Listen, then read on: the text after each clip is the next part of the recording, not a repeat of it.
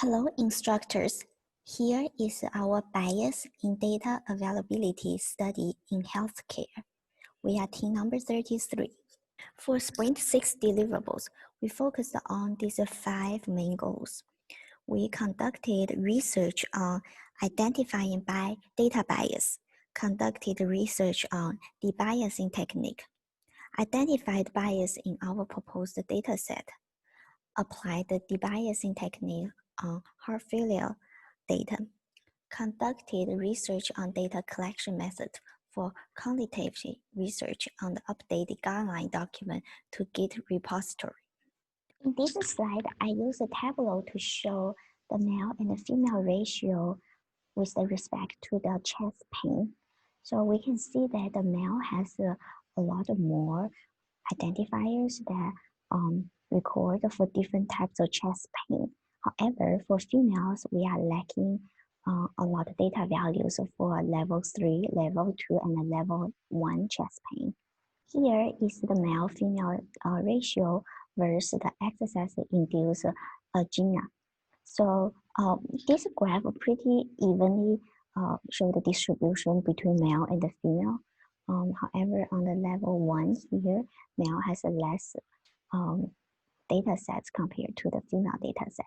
On this graph, it shows the male to female ratio with respect to the ST depression induced by exercise relative to rest. We can see that female has way more data set compared to the male data set. So here we see the exercise-induced angina, and this is sorted by age, and this is only showing male participants. So as we can see, there is a decent amount of data being shown for the males.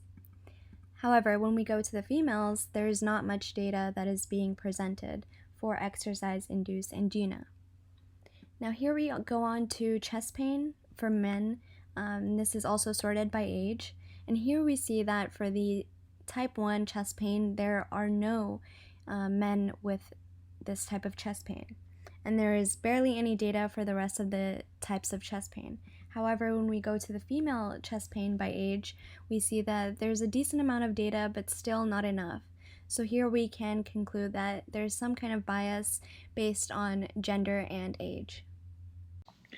This week, along with researching on detecting bias and researching on debiasing algorithm on the existing data, we also did some research on the data collection process and all the techniques that are available to avoid bias during the data collection process. Specifically, we focused on qualitative data. We documented our findings in a Word document, which is uploaded to a Git repository linked to this slide. We plan to further enhance this document with further findings in future sprints. So as I mentioned, this week we focused on qualitative data. A quick introduction on qualitative data. It is data that involves recording a user experience rather than numeric responses. For example, in healthcare settings, if we are conducting a study on a new drug, we would ask user to describe the experience of a drug rather than, let's say, rate the experience from 0 to 10.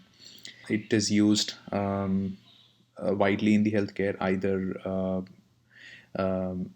independently, like in case of all psychological studies, or as a supplementary study to our quantitative studies. A good example would be a qualitative study would involve asking users to describe their experience, wherein user might say how difficult it was to consume the drug, and we might get a new information regarding our drug design that we may not have factored in when designing our quantitative study. So a quick description on the techniques mentioned on this slide. Qualitative data can be very hard data to analyze because it involves analysis of textual descriptions or analysis of responses, which is very subjective and can be biased based on the researcher's personal belief. So following techniques can be helpful, details of which are in the document. Member checking is going back to the responders, validating your interpretation. Bracketing is focusing on the question alone. Reflexivity is constantly questioning your interpretation. Thick description says you document user's response along with the context in which it was responded. A data session is kind of a peer review where you take your data and your interpretation and get it reviewed with the peers, making sure there is no bias in your interpretation. Providing raw data says you when you publish your data, you also provide the raw interview quotes along with your analysis. In examining this dataset, we have discovered that the women who were included in the dataset were far more likely to have heart disease than women who were not. Exactly 75% of women in the dataset had heart disease, while the men in the dataset were more split down the middle, with 45% having heart disease. The women participants, whether or not they had heart disease, were older on average in this dataset than the men by roughly 2 years. The total average age of all women participants was 55.7, while total average age of men participants was 53.7. Men who had heart disease had it at an average age of 50.9, compared with women who had heart disease at age 54.6, almost 4 years later than men. Since the data set shows heart disease shows up earlier in men, this gives the impression that heart disease impacts men more than women. Curiously, the gap between those who had heart disease and those who did not was wider in men than women. In this data set, men have an average difference of 5.2 years compared with women at 4.4 years.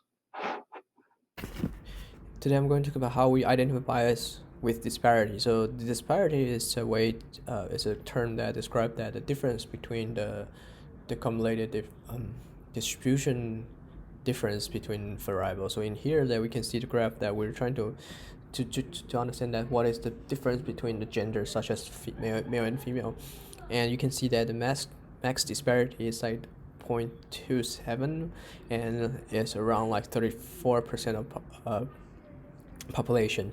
So if we want to minimize the disparity and also like the bias, then we want to kind of like make the disparity smaller and move the green line toward the right side. The way that we mitigate bias is using a research model that find the trade-off between the disparity and AUC. The AUC is an indicator that how good the predictive model it is. So by doing that, we can find out that the model 20 is the best one that we can find. And further that we found our research shows that we are able to move the green line toward the right side and also having a smaller disparity in our final results. Here we mitigate bias using reweighting method. From the AIF 360 results, it shows that the privileged group has more positive outcomes than unprivileged groups in the training dataset. If we build a predictive algorithm using biased data, the algorithm will be biased. Since this is not desirable, we are going to mitigate bias in the training dataset. As stated above, this is called a pre-processing mitigation because it happens before the creation of the model. AI Fairness 360 implements several pre-processing mitigation algorithms. We select the reweighting method. This reweighting algorithm transforms the dataset to have more equity in positive outcomes on the protected attribute for the privileged and unprivileged groups. Mitigate bias using reweighting. Here are the results.